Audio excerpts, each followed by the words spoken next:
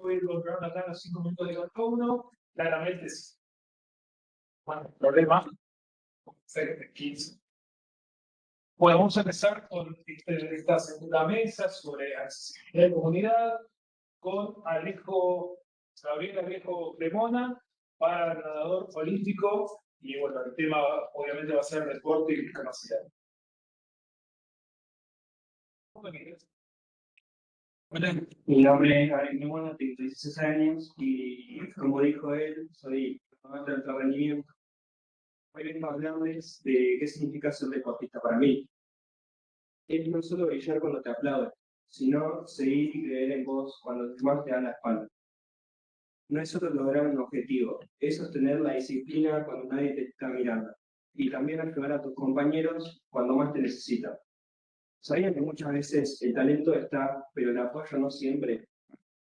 Hoy quiero contarles que mientras muchos atletas argentinos compiten contra el mundo, también compiten contra la falta de recursos. Hay deportistas representando al país en copas del mundo, panamericanos y sudamericanos, pero gran parte del camino sigue siendo autofinanciado. Entonces, no es la falta de talento, es la falta de respaldo. Quiero contarles que mi sueño es poder representar a nuestro país siendo el mejor nadador con autismo. Porque pude, puedo y voy a poder, aunque muchas veces el querer o poder no alcanza. Junto con mi hermana hemos realizado rifas, venta de stickers, llaveros, para poder pagar alimentos específicos y el valor de viajes o competencias. El camino es muy difícil, sobre todo cuando las miradas del mundo no nos toman en serio. Quiero que sepan que hoy puedo construir este sueño gracias a muchas personas que decidieron no ser parte del montón. Hoy quiero dar las gracias a mi entrenador Pablo Quinteros, quien me abrió las puertas del equipo NLTC, Natación Lawn Tennis Club, y nos acompaña a mí y a mi hermana brindándonos un espacio el cual nos sentimos contenidos. Y que por fin sea nuestro espacio de pertenencia porque él entendió que nosotros también somos parte de este mundo. También quiero dar gracias a nuestro coentrenador Daniel por adaptar el entrenamiento para mi hermana y muchas veces para mí. Agradezco también a B y H. Jim por acompañarnos en el proceso, a mis compañeros de equipo por compartir sus experiencias y conocimientos, Flavia y Margarita por confiar en mí, a Leti de Rayita de Luz por creer en nosotros, a mi familia, a mi abuelo Héctor, a mi abuela Rosy, que ellos son mis sponsors cuando no podemos. Gracias a Jim Argentina por darnos la oportunidad de difundir su marca, pero sobre todo quiero dar gracias a mamá y al papá por hacer magia cuando las puertas se cerraban. Hoy el mundo, que también es mío, es diferente por todas las personas que eligió creer, y confiar y sostener mis sueños. Y sé que si yo no llego, hoy levanté mi voz por vos, hermano, Fiore. No sé que vos podés y estoy orgulloso de vos. Yo les pregunto, ¿ustedes de qué lado van a estar? Gracias por escucharnos.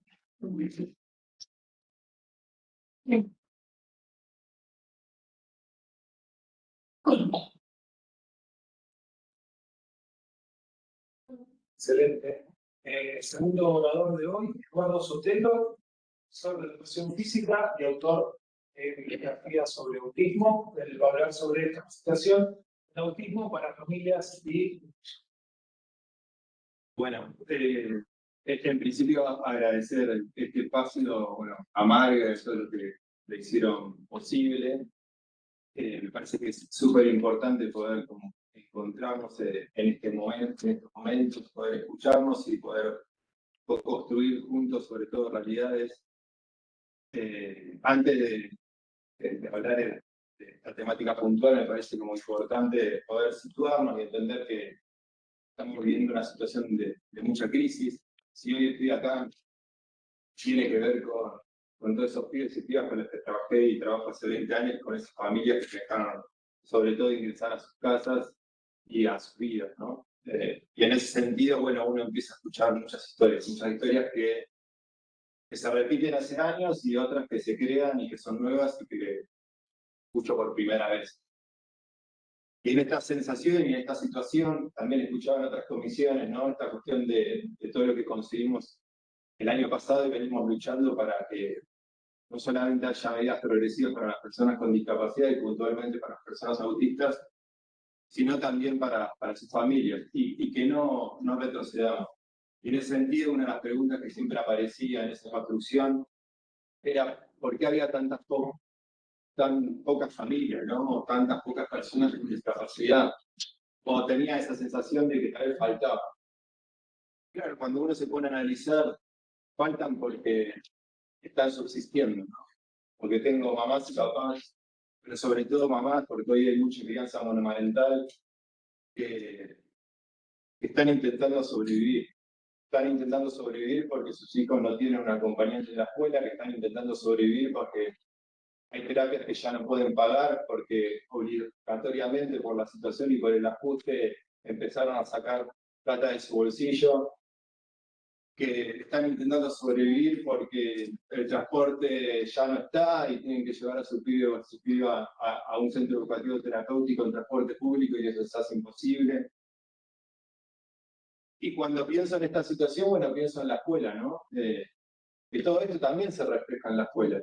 Yo hablo de hace un tiempo de los nuevos desaparecidos. Está desapareciendo gente de la escuela. Desaparecen los pibes autistas que sin apoyo y sin recursos se van a otras modalidades y se van a la educación especial, pero muchos desaparecen también de la modalidad de educación y se van a un centro educativo terapéutico y muchas veces ni siquiera asisten a ese centro educativo terapéutico porque empieza a reducir sus días que atiende, porque si no, tienen que cerrar. Pero también desaparecen otros estudiantes que no tienen que ver con el autismo o de repente no tienen que ver con tener discapacidad, pero sí tienen que salir a trabajar o a cartonear y también no desaparecen de la escuela. Pero también están desapareciendo las familias, ¿no? Muchos docentes nos preguntamos por qué la falta de compromiso de las familias. Y mi hijo, bueno, mañana va a jurar a la bandera en Concelar. Solo 4 chicos van a ir al sur.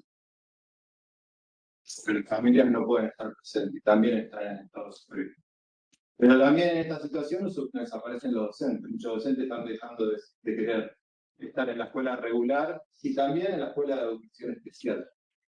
Y creo que esto tiene que ver también con la falta de acompañamiento y de recursos del propio sistema educativo, ¿no? El año pasado acá se legisló una ley de capacitación docente. ¿Es la panacea? No. ¿Es lo ideal? No, hay que cambiar la formación docente. Pero es algo que se legisló y todavía estamos esperando a ver si tiene recursos para ser cumplida. Pero también se modificó la modalidad de educación especial, porque muchos creen que van a poder salvar esa situación con la modalidad de educación especial. Y hace 2 semanas estaba acompañando a un colegio de educación especial que estaba acostumbrado a tener pibes con síndrome de Down, que tienen un grupito de 6-7 años, 6-7 chicos con 6-7 años, de chicos autistas, y que estaban desesperadas, porque sin recursos y sin apoyo y sin conocimiento, no solamente ellas se ponen en peligro, sino también a esos pibes desafíos. Y hoy el Estado, por este tipo de decisiones, está abandonando a las personas con discapacidad, a las personas autistas puntualmente, a sus familias, pero también a los docentes. Entonces yo venía acá a hablar un poco de esto, ¿no? De poder exigirle a todo el poder legislativo y en este caso al poder ejecutivo a que destine los fondos necesarios para que esa formación docente sea, digamos, brindada, pero que tenga una perspectiva social y de derechos, ¿no? Que sea una capacitación donde el docente sienta que le están quitando el peso de su mochila. Porque hoy nosotros queremos ir a hablar con un docente para que implemente un apoyo visual, cuando muchas veces está marcado por un pibe o una piba que no tiene acompañante, que muchas veces no tiene terapias, y en algunos casos hasta no tiene papá y mamá y son criados por sus abuelos. Y por último, a mí me parece importante exigir y hablar de idioma, porque el idioma también incumple, también nos brinda confiantes.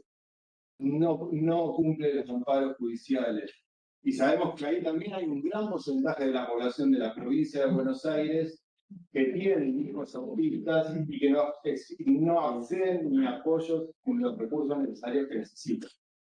Porque si no, nos enfrascamos en hablar en un 10% de la sociedad que hoy tiene prepago y obra social. Y nos olvidamos de los muchos que tienen idiomas, que tienen incluir salud, o que no tienen nada y que necesitan de un Estado, ¿no? De un Estado presente. Y para terminar, me gustaría hablarles de algo que escuchaba hace poquito de Francisco, ¿no? Francisco decía que tal vez lo peor de la raza humana tiene que ver con menospreciar a un otro. Y a todos nos pasa muchas veces de menospreciar a una persona con discapacidad. Y lo que decía él es que esta situación lo que generaba era ponerte a vos por encima de ese otro, porque lo estás menospreciando. Y lo que decía era que la única forma justa y legítima de ponerte por encima del otro es si estabas dispuesto a tenderle la mano y levantarlo del piso. Y en ese sentido, yo creo un Estado puntual, ¿no? En un Estado que es solidario. En un Estado que equipara oportunidades, ¿no? Y no tiene que salir a buscarlas a ver si tiene algún conocido de repente que le pueda hacer posible su sueño de competir a nivel mundial. En un Estado que proteja a los más vulnerables dentro de los vulnerables, que en este caso no son solamente las personas con discapacidad, sino las personas autistas. Las personas autistas con alta necesidad de apoyo que muchas veces viven en sus casas porque ninguna institución los quiere recibir. Creo en ese Estado, ¿no? Y voy a luchar y voy a seguir comunicando por ese Estado. Y creo y exijo a la provincia de Buenos Aires que sea ese Estado que las familias y las personas autistas necesitan. Gracias.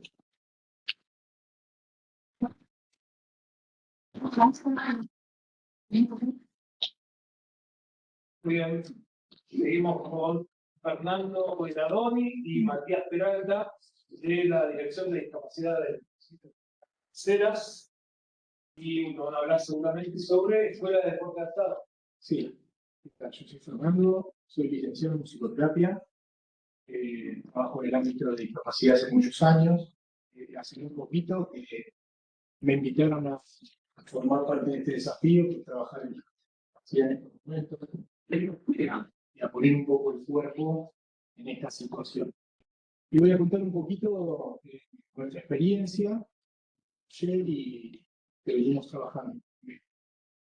Bajo el lema, voy a leer porque tengo problemas de retener la memoria, así que...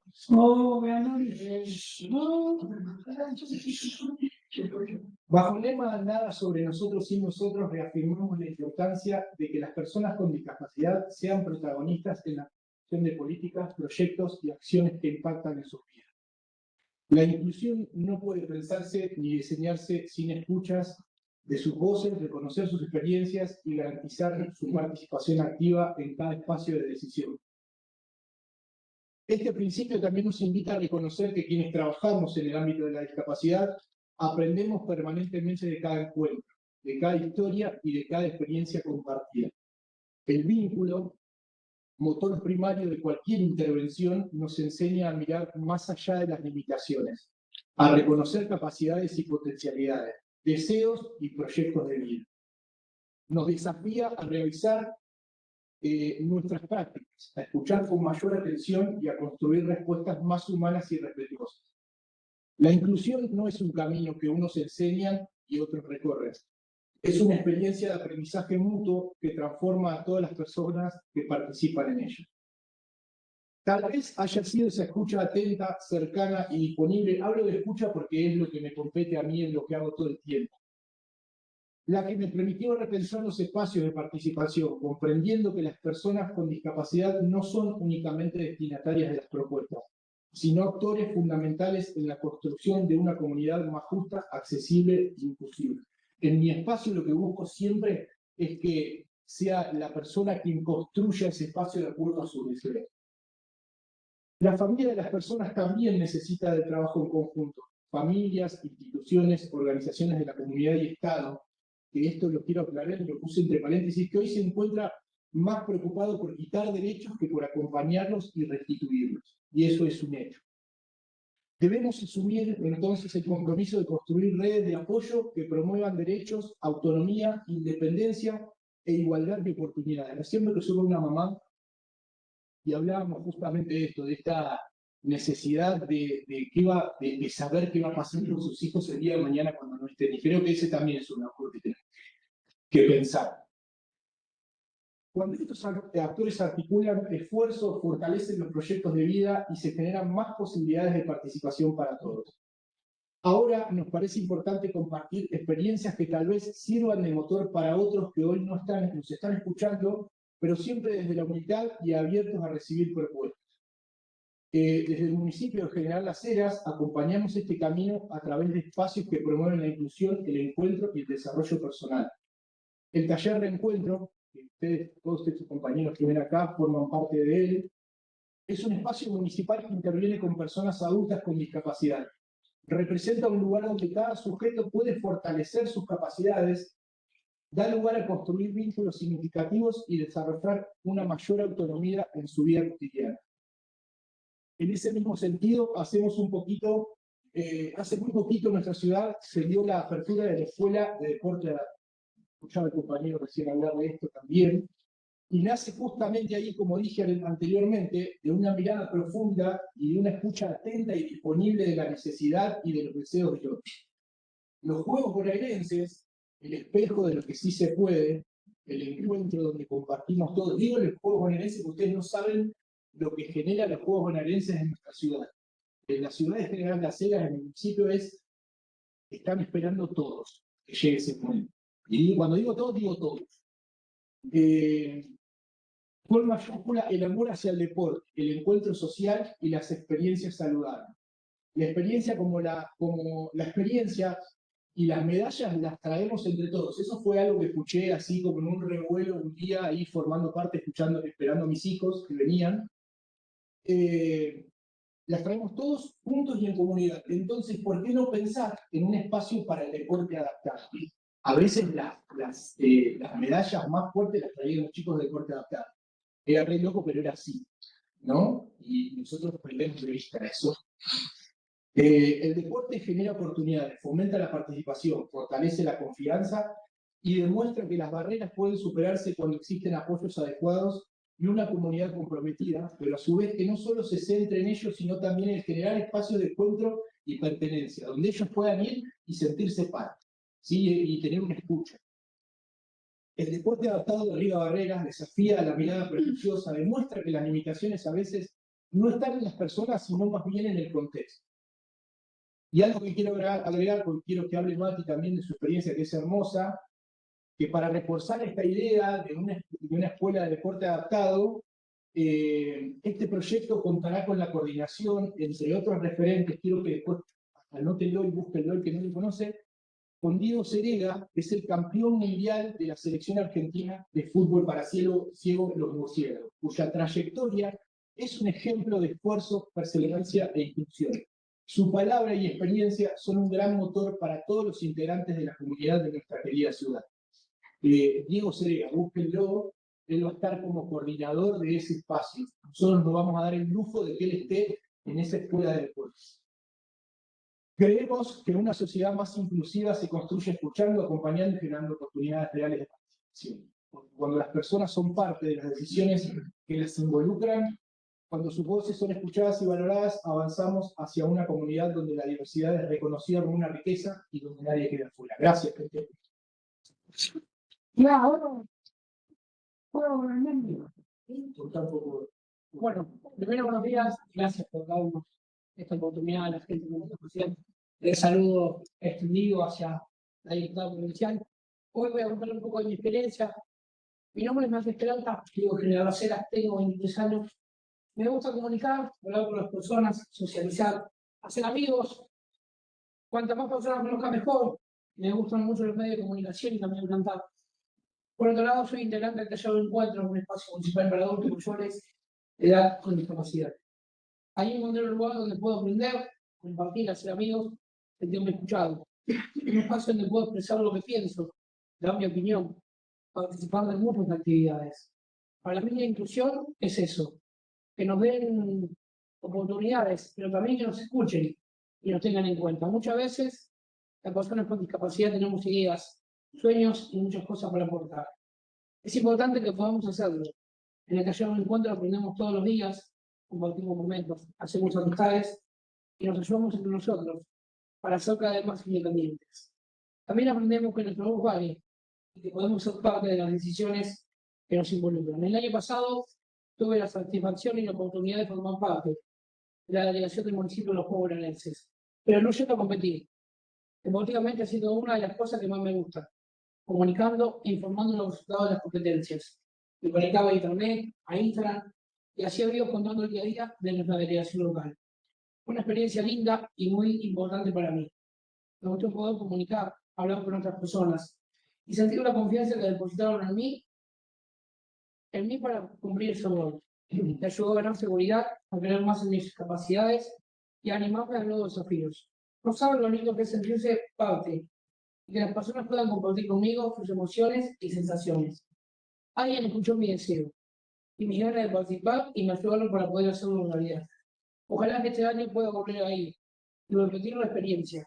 Seguramente encontraré nuevas emociones y voy a conocer gente también. Vamos a poner todo para que eso suceda. Por eso me gusta el lema, nada sobre nosotros, sino nosotros. Porque creo que las personas con discapacidad tenemos que ser escuchadas y participar en los espacios donde se habla y se decide sobre nuestras vidas. Nadie mejor que nosotros para contar lo que necesitamos, lo que sentimos y lo que soñamos por nuestro futuro. Gracias por escucharme y seguir construyendo una comunidad donde todos podamos participar, crecer y demostrar lo que somos capaces de hacer.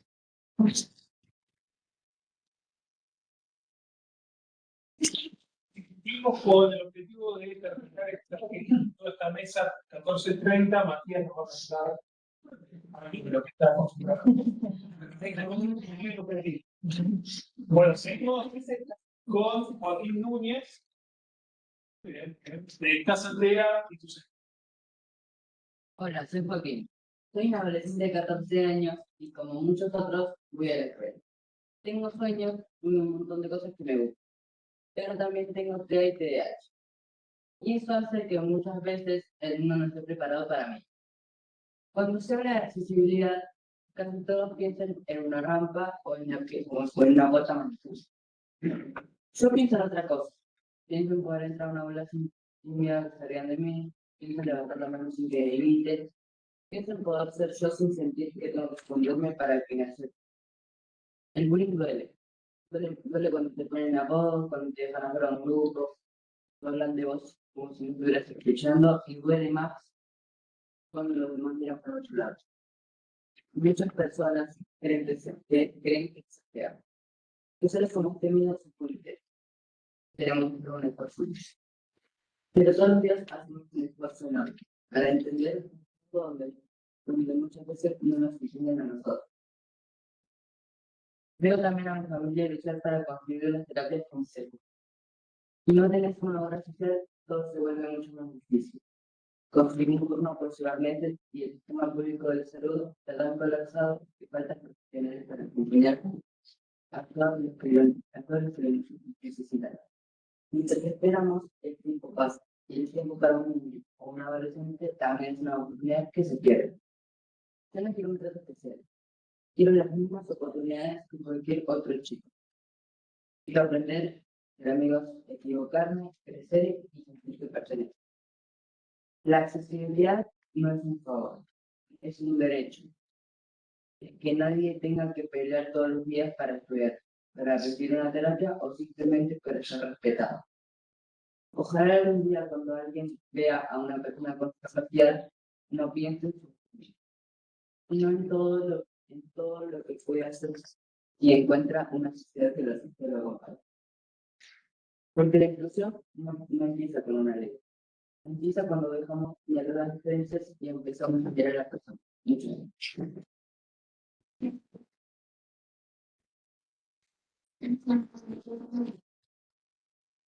Bueno, transcurrió la primera parte de mi mesa. Si no me equivoco, Casa Andrea y tu Fenor es la primera de la provincia de Buenos Aires. ¿Es eso lo que digo? El centro cultural de la Un orgullo para nosotros. Así que, bueno, gracias a ustedes y ahora voy llamando a los que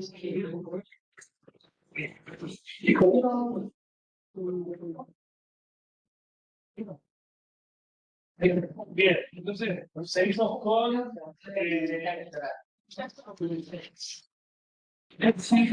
Igea, Sidel.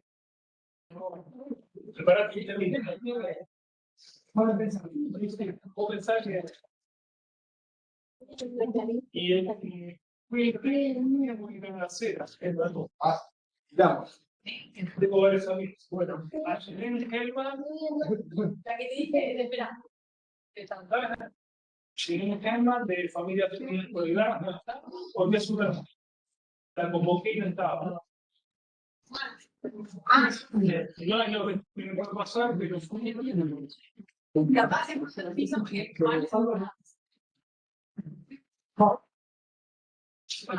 bueno. Brittany Guiney Delgado. la otra. Ahí le digo. Ariel Salas. Sabrina Río.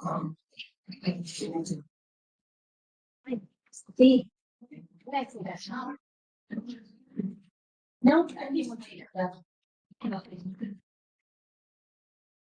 Brittany me dijo. No. Esa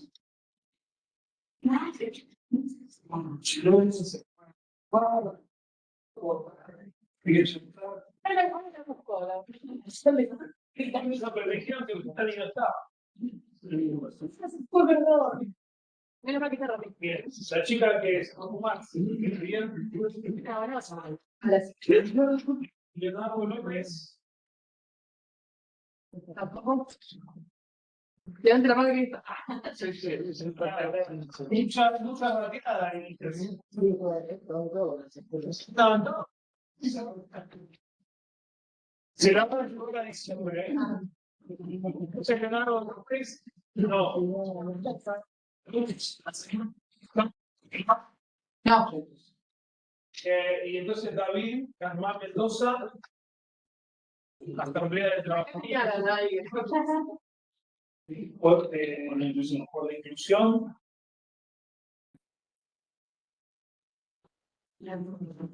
Estamos bien. Muy bien. Sí.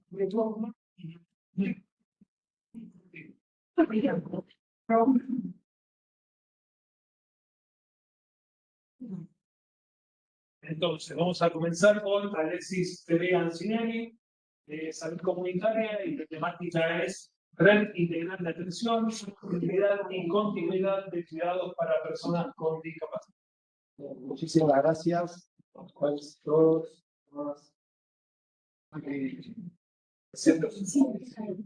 Por médico, gestor sanitario, estamos caminando en el territorio varios compañeros como el sector de Cabrera, la Secretaría, con el espacio ideal, con el equipo de comunidad haciendo el trabajo social desde hace años. Orgullosamente levanto la bandera de la felicidad porque sin Down hemos visto focus el correo del lado médico y el recurso del estado humano. Eso es la bandera que yo represento todos los días la discapacidad autoconstitucional y eso me generó saber que tengo una familia detrás mío que acompaña fuerte y todo el mundo cuando habla de discapacidad. Silvana, es importante conocer y saber que nosotros los chicos con discapacidad diferente tienen una familia, sus amigos, los magos,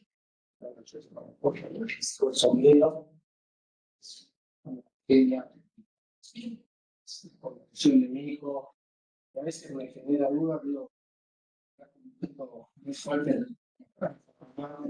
que pensar cuando uno no esté, cómo según muchas inaccesibilidades.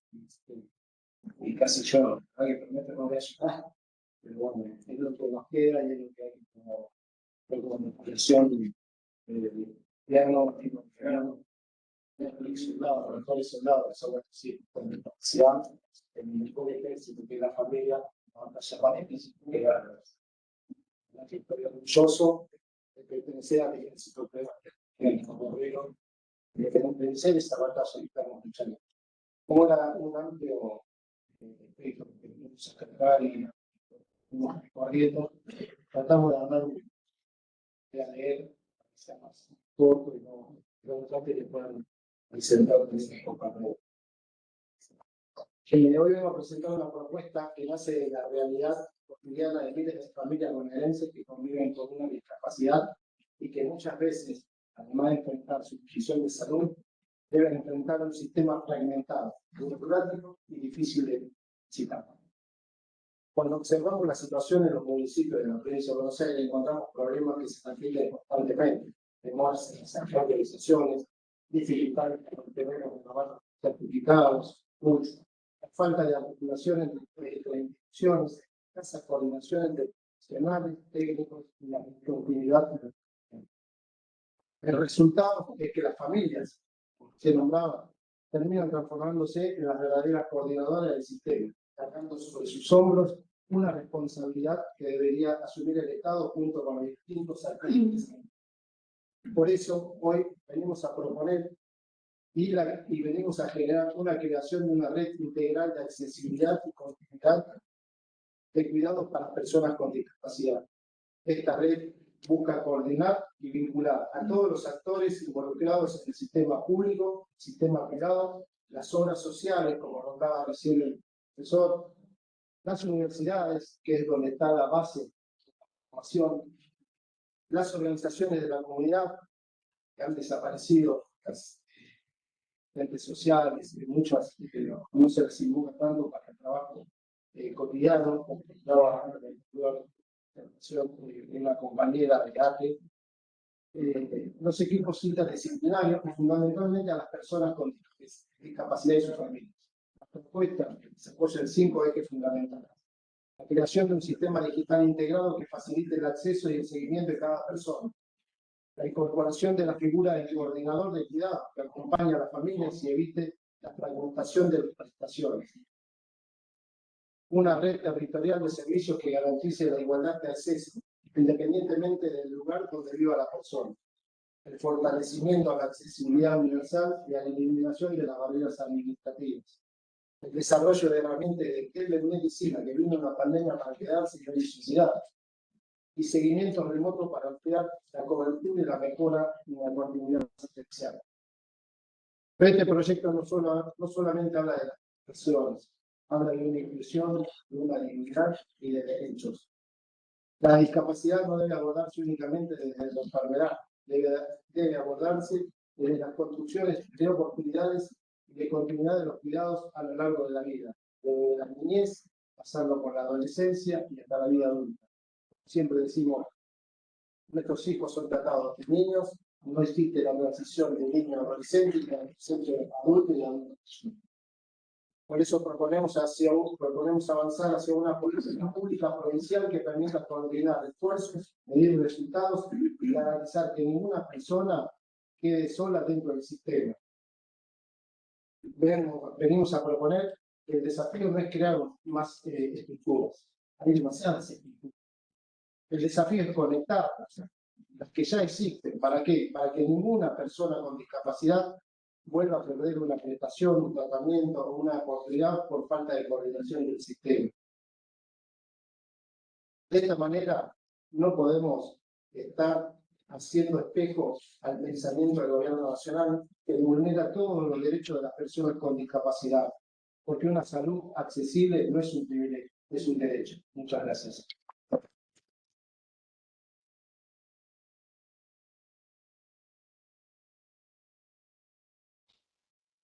Muy bien, seguimos con María Sara,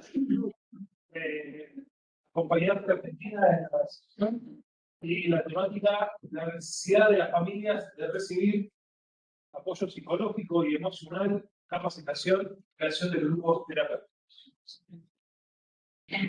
Bueno, mi nombre es María Sara, soy de Vegas, soy acompañante terapéutico, como dijo Fran. Soy madre, tengo 6 hijos, en el proceso de 19 años mismo. La organización empezó obviamente con una necesidad personal, mi estudio y todo lo demás también, no estaba estar acá sentada. Y cuando mi hijo empezó a crecer y ya tuvo, y decir, por muchas razones y mis padres, la posibilidad de ser incluido e integrado en escuelas, llegó hasta 3er grado en escuela pública. Luego, por escuela especial, dicho sea de paso, también con inserción, que no sé.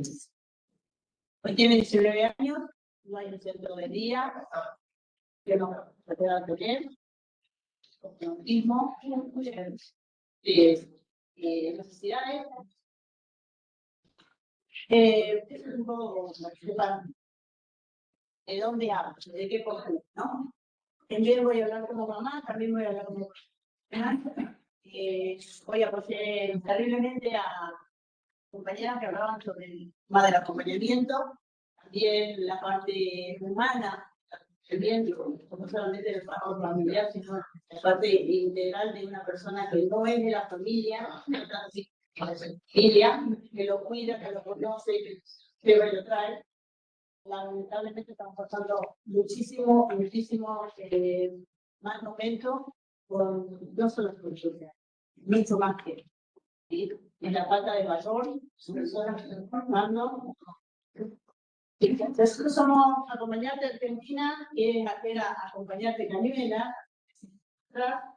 Empezamos con información. Luego otra vez traje folletos, ellos están un poquito cada vez más actualizados.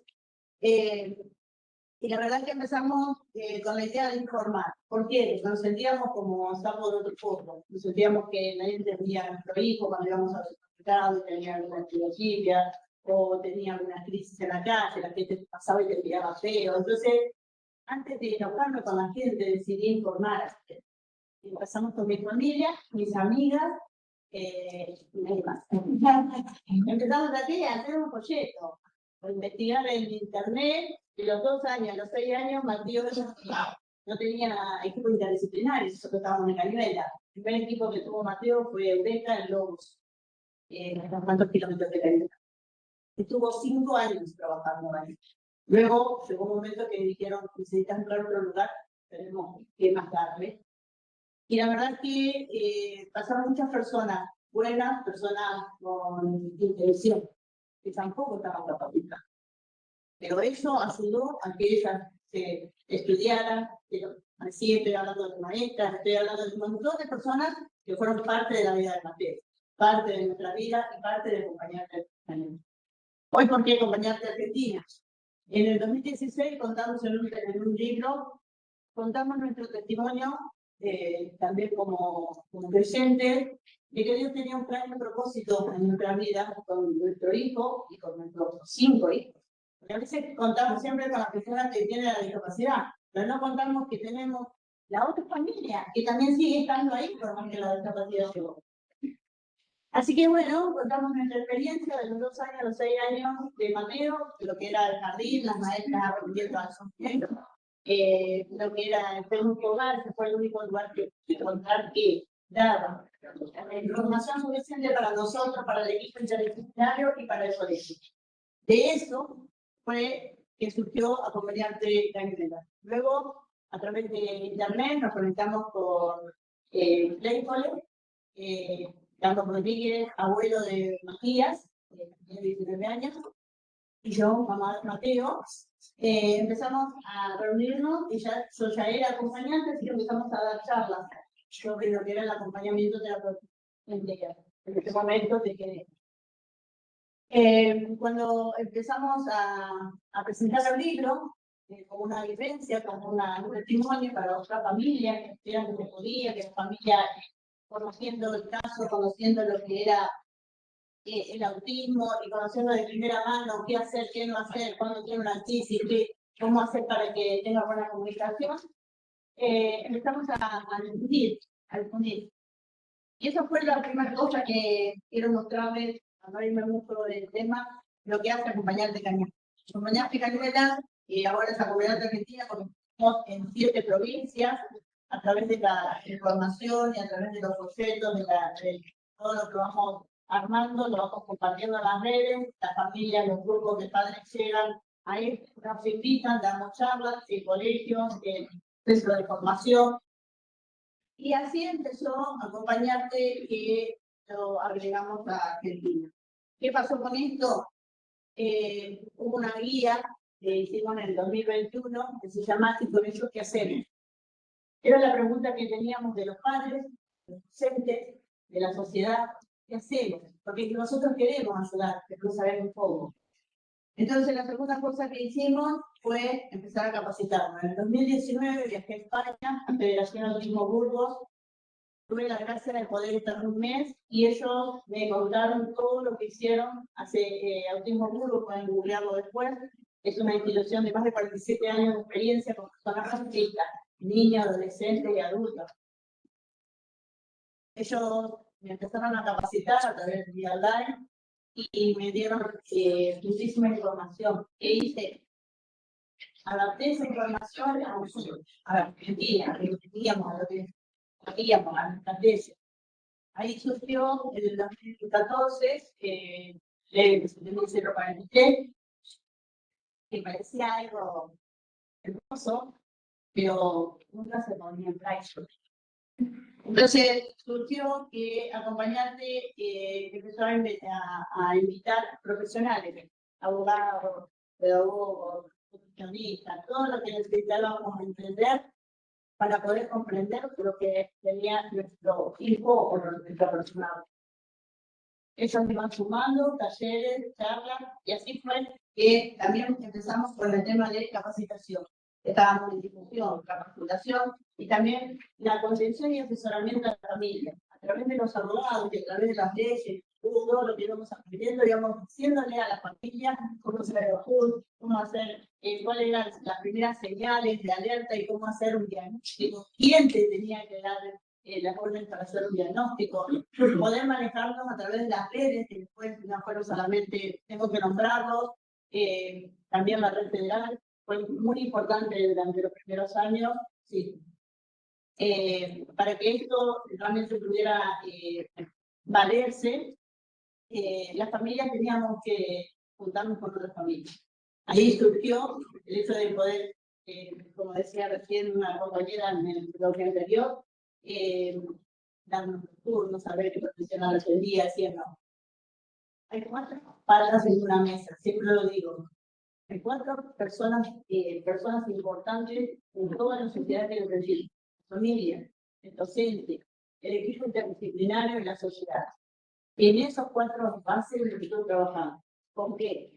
Con contención, capacitación, difusión y asesoramiento. Son las cosas que necesitamos. Muchas veces decimos necesitamos plata, en realidad necesitamos disposición. El docente, recién hablaba, y quiero sumar esto a algo que es importantísimo lo que dijo. El docente necesita capacidad. Yo tengo a mi hija, que es profesora de lengua y literatura, pero también tiene una familia y dentro del trabajo tiene que ser la capacitación. No tiene que ser fuera. Muchas profesores hacen las capacitaciones los sábados, los domingos, forma online, fuera de horario. Eso no se les paga. Pero ellos no tienen que hacer. Yo vengo a trabajar, doy mis 4 horas y me voy. Entonces, este paso también de la disposición de cada persona. ¿Sí? Nosotros hoy, acá en Acompañarte Argentina, estamos dispuestos a ir con nuestras guías, con nuestra información, a donde nos llegue. Y la verdad es que lo hago porque Dios siempre puso personas a mi lado para sostenerme. Y hoy devuelvo un poco de todo lo que Dios me dio. Así que,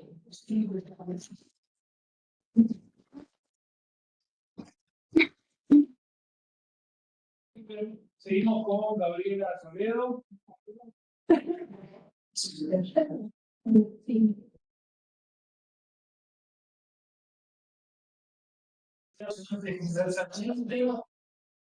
Y la temática es la transversalidad.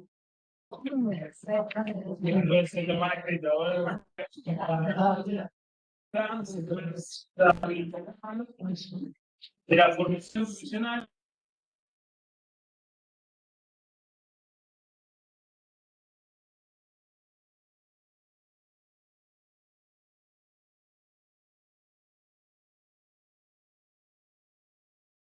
Ordenando las ideas y quiero ser respetuosa del tiempo con el que tratamos.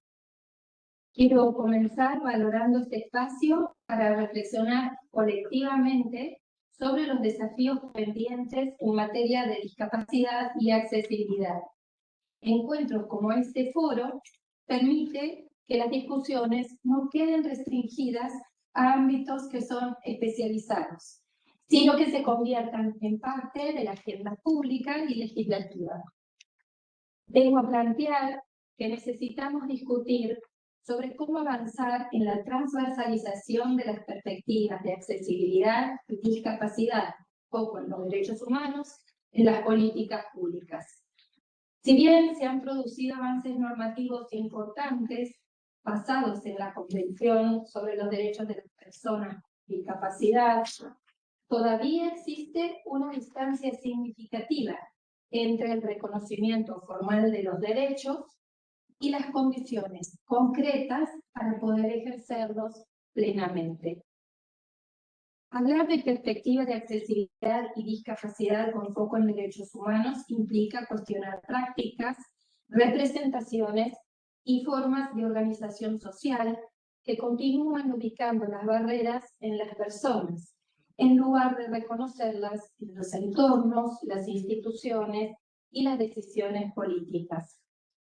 Implica revisar supuestos profundamente arraigados acerca de quiénes pueden participar, quiénes aprender, trabajar, decidir y habitar los espacios comunitarios en igualdad de condiciones. Por eso, cuando hablamos de accesibilidad, no nos referimos únicamente a rampas o a cuestiones edilicias.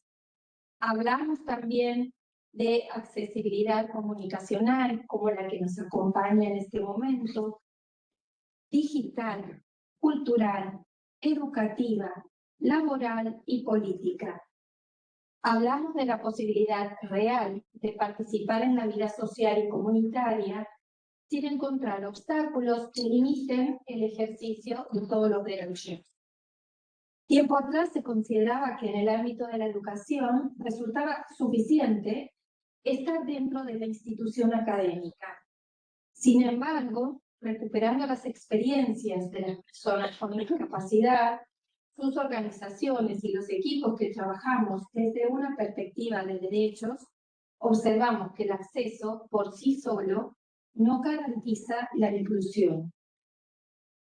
Una educación para todas las personas requiere que los sistemas de apoyos necesarios estén disponibles para una participación plena, que permita aprendizajes que sean significativos.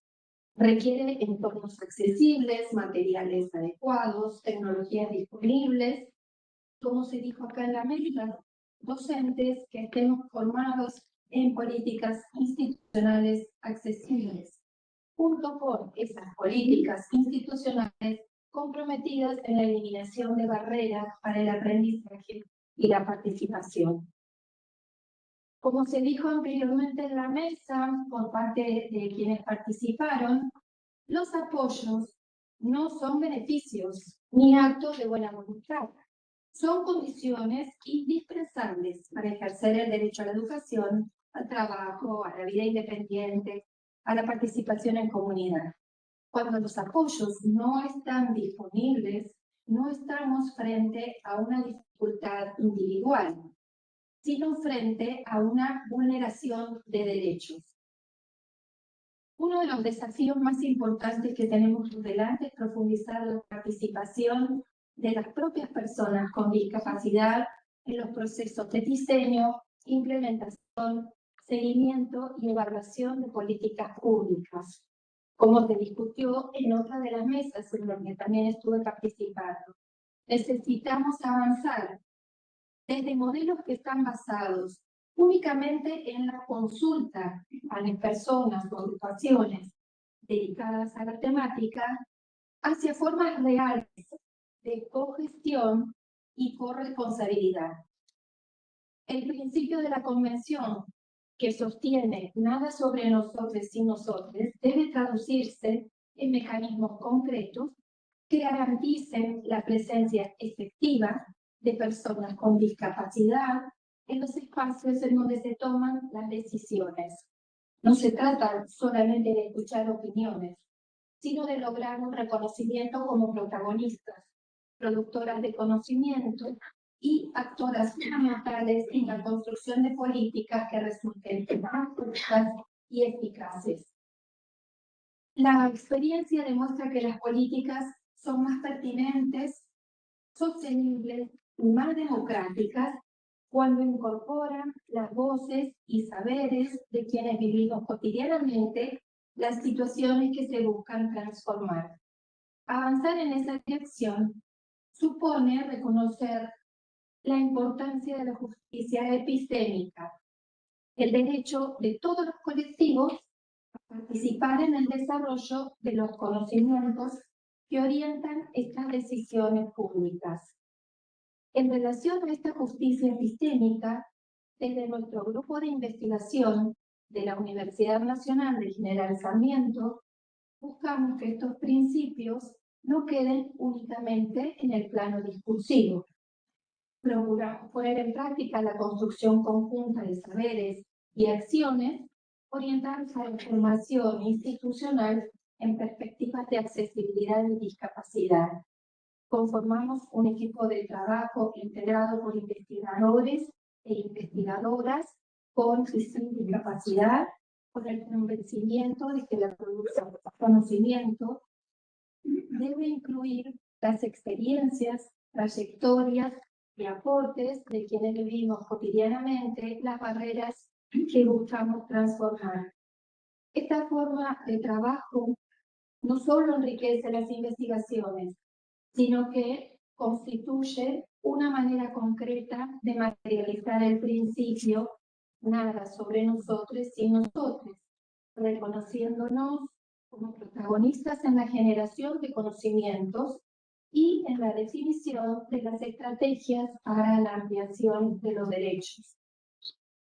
Finalmente, para cerrar, quisiera señalar que se requiere sumar una mirada interseccional. El colectivo de personas con discapacidad no es homogéneo. Las experiencias de exclusión y participación se entrecruzan junto a las dimensiones de desigualdades de género, edad, condición socioeconómica, territorio, pertenencia étnica y otras dimensiones de la vida social. Por eso, volvemos a la palabra difícil, la transversalización de las perspectivas de accesibilidad y discapacidad con foco en los derechos humanos no es una tarea sectorial. Es una condición necesaria para ampliar derechos y construir una sociedad en la que todas las personas podamos participar plenamente de la vida comunitaria. Muchas gracias.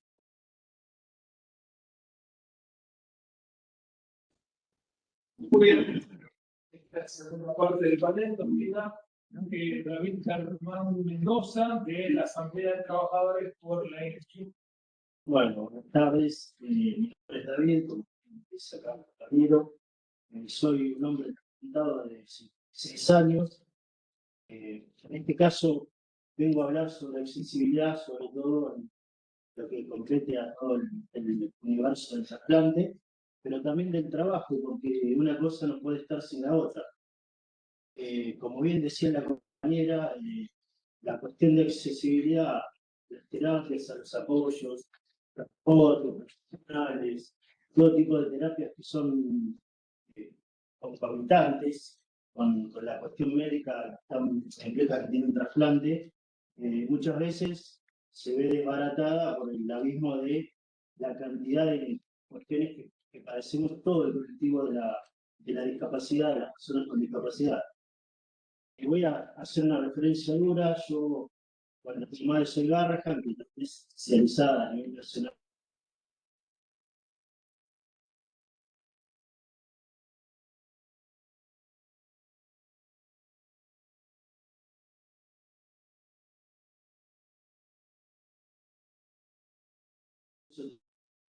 como persona.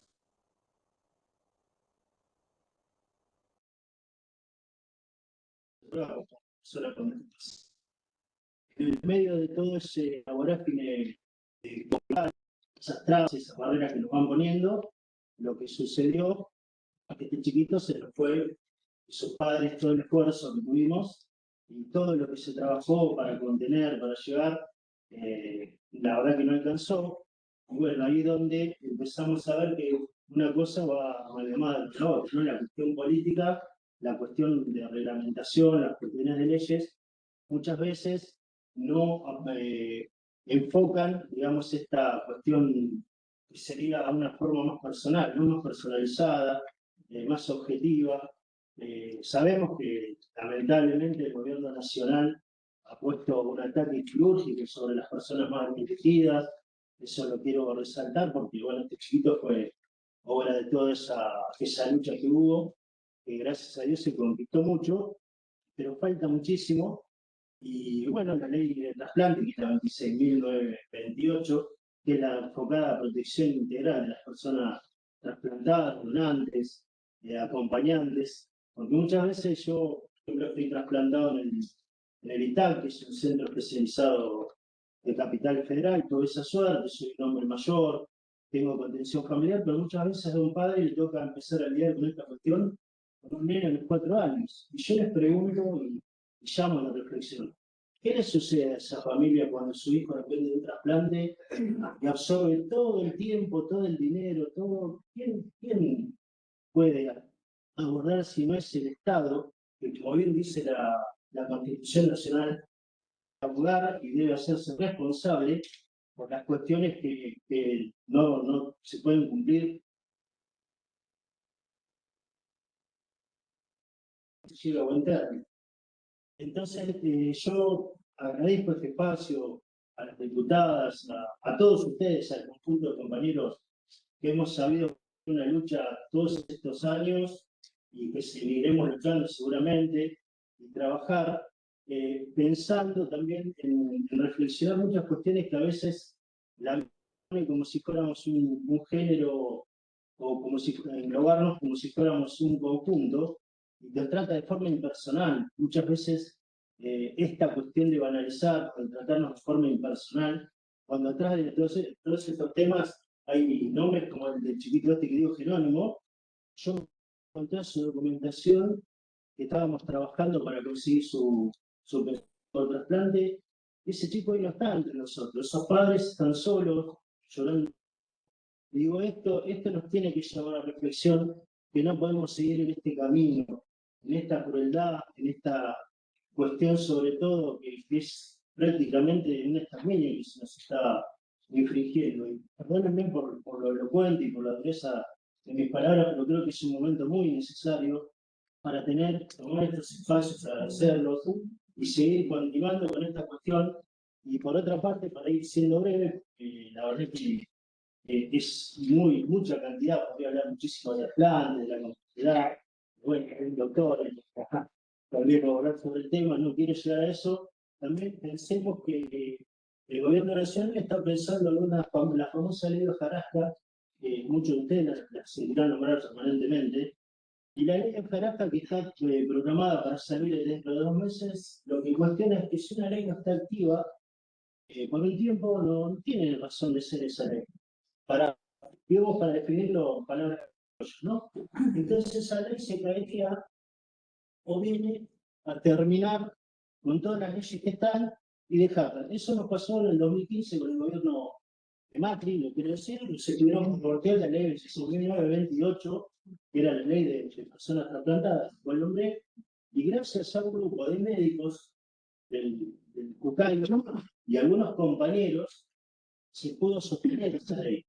Lo que nos pasó, en la actualidad no está reglamentado un montón de cuestiones, la protección del trabajo, un montón de cosas. Entonces nos engloban a las personas que tenemos discapacidad visceral como si fuéramos cualquier otro tipo de discapacidad, que no es la misma complejidad, que no tenemos los mismos tiempos de espera. Por eso puse el ejemplo de Jerónimo, ¿no? Nuestra vida es mucho más rápida y necesitamos ya, es la urgencia, y digo, esto lo tenemos que valorar y trabajar, y bueno, con esto agradezco una vez más a Marga, a Evelyn, que la verdad que nos citó, yo creo que es un buen comienzo, un debate que hay que dar y ir en profundidad y trabajar, y que no abandonemos esos lugares donde estamos, no nos dejemos ganar estaciones y participemos activamente y convoquemos. Y por último también mencionar, y con esto cierro, no nos olvidemos que no mucho menos sensible es la cuestión con nuestros abuelos. Muchos abuelos que no tienen voz, que por ahí no están visibilizados, están sufriendo muchísimas cosas, a cuestiones de recortes de todo tipo, sus terapias. Yo creo que eso es un tema que va a haber que abordarlo también y empezar a buscar representación de ese sector, porque me consta que hay muchísima gente que está en estado de abandono, digo, sobre el gobierno nacional, ¿no? Que le está costando mucho inclusive estar, y eso sobrecarga a la familia también. La familia, muchas veces, chiquito con discapacidad, pero también tiene al abuelo. Y digo, esas cuestiones son cuestiones que nos interpelan y que no debemos dejar pasar y que tenemos que dar ese debate. Gracias. Gracias por votar.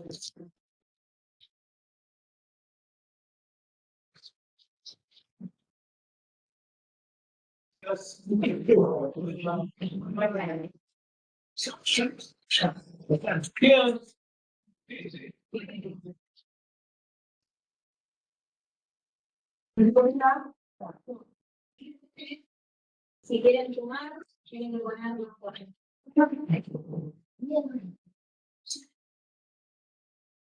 Firman para que esto sea la vigente y se trabaja en Bien.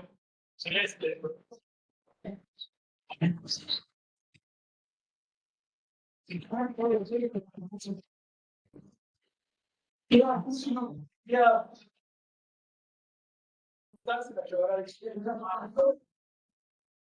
Y se está poniendo. Y quiere dar su algo. No quieras. Si quieren, vamos a ver con personas urbanas. Bueno, el entorno de es nuestra, ¿no?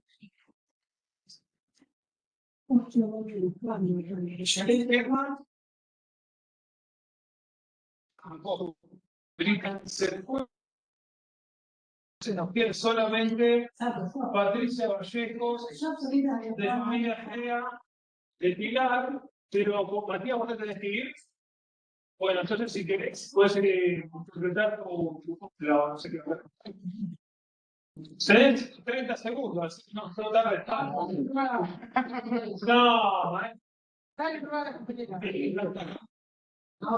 no, me voy a poner bueno, hagamos una. Bueno, me parece que el grupo. No, hay que darle lugar a los compañeros. Voy a hablarnos de eso. Ay, no me lo que tengo. Bueno, muy bien, muy bien. Bueno, entonces nos queda el proyecto de. Bien, me quedo con, no sé si estaba la compañera cuando recién de la UNS acá. Lo que voy a decir va muy en sintonía con lo que puso la compañera. Tiene que ver con la accesibilidad, y con yo tengo que comer, viendo la dinámica del foro. Siento que el tema de accesibilidad es transversal. Igual que la idea no solamente mía, con comunidad marina, y dijimos, propongo que lo que sea accesibilidad sea tratado transversalmente. Encontramos ante un montón de ejes para trabajar, y todos esos ejes lamentablemente estamos atravesados por el tema que tiene que ver con accesibilidad. que los hemos arreglado. ¿Qué es la principal barrera? ¿Qué es una de las principales barreras? Porque creo que una de las principales barreras también tiene que ver con la educación, que es lo que quería tratar acá puntualmente dentro del enorme abanico de cuestiones que tienen que ver con la accesibilidad está la comunicacional. El año pasado, desde lo que es provincia, salió la ley, la 15.528, que tiene que ver con la, no es esa la es la educación, estamos pidiendo por dos semestres. Esa educación, la que estoy hablando es la de, que tiene que ver con la implementación de programas de comunicación accesible, amigable, puesto para personas con TEA. Salió. El tema es que no está implementado. No está reglamentado. Entonces necesitamos que se reglamente.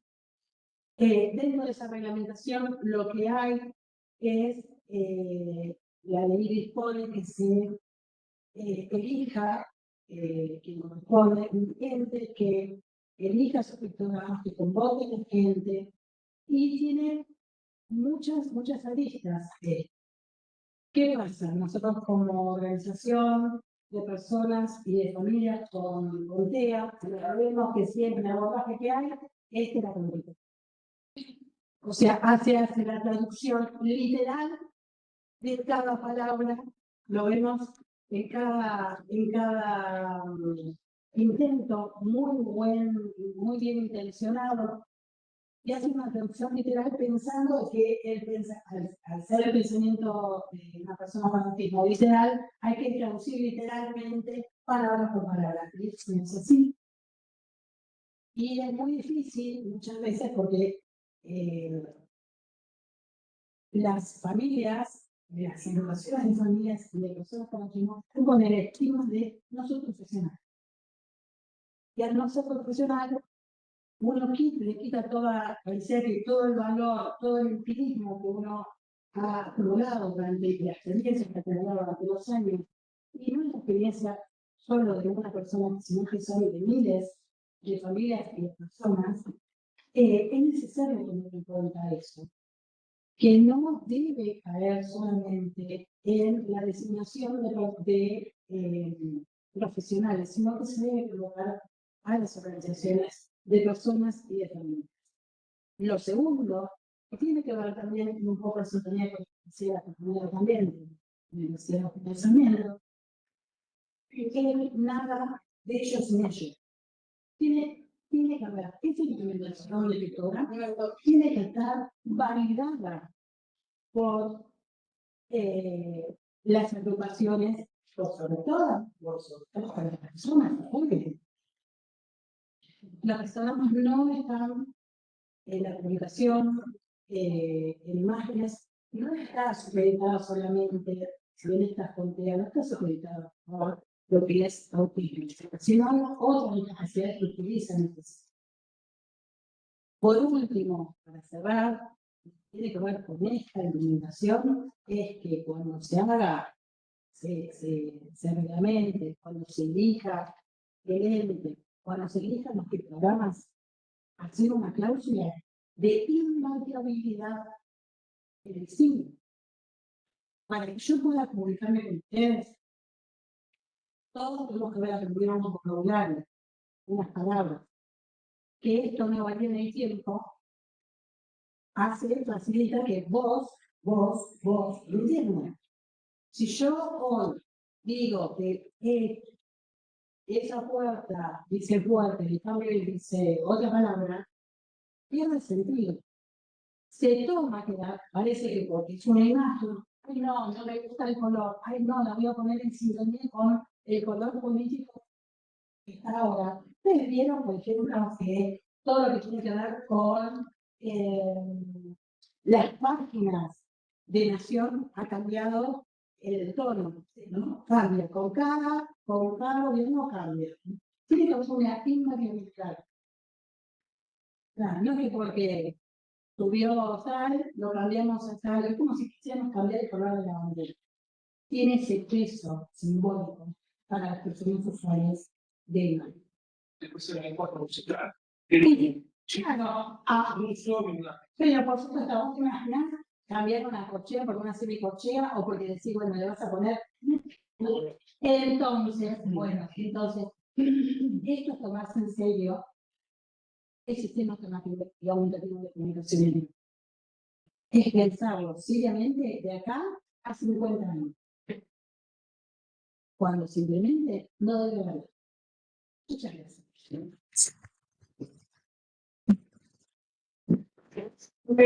Y terminamos, a ver. No, se fue. No. Matías huyó, se ha venido, pero bueno, dijo que en realidad muchas gracias. Gracias por venir a todos. Certificado de participación. Ay, no me va. Tengo una. Mira.